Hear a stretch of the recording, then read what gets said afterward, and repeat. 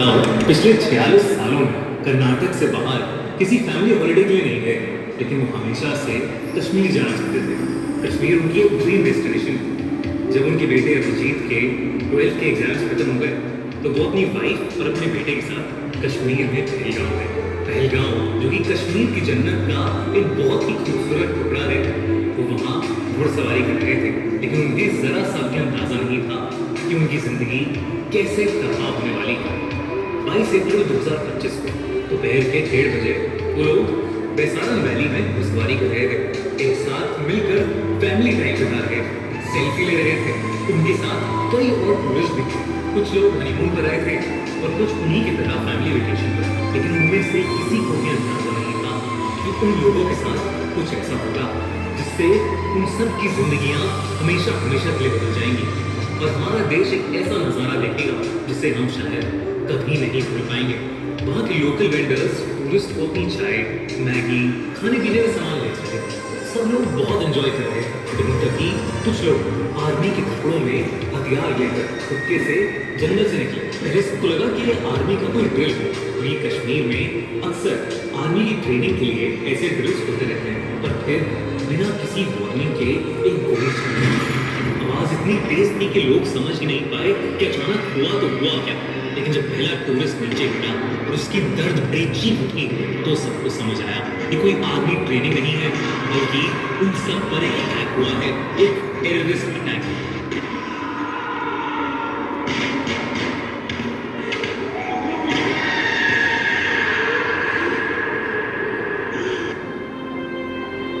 वो पल जो छूट गए, किसी सांस में टूट गए, हंसी जो साथ थी कभी अब खामोशी में छुप गई।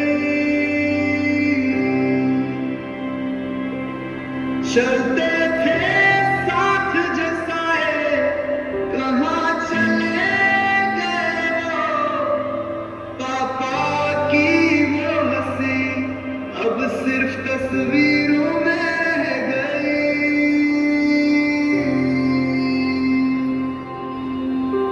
न कोई विदा हुई, न अलविदा कह सके।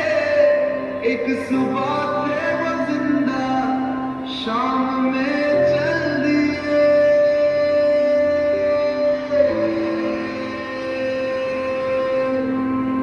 अब वो बेटी रोती है, बेटा भी कुछ कह नहीं पाता।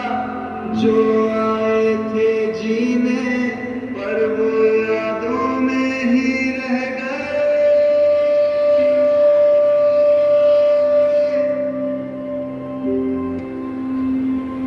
तू याद रखना मेरा नाम, क्योंकि मेरी चुप्पी अब भारत की पुकार बन गई है। तू याद रखना मेरा नाम।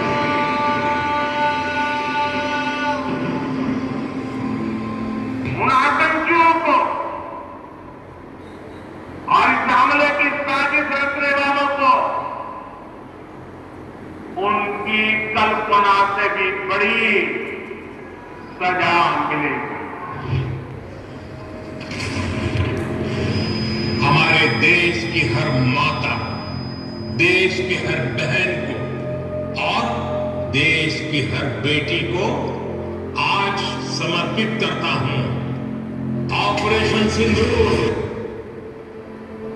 सिंदूर नहीं मिटने देंगे, तिरंगा नहीं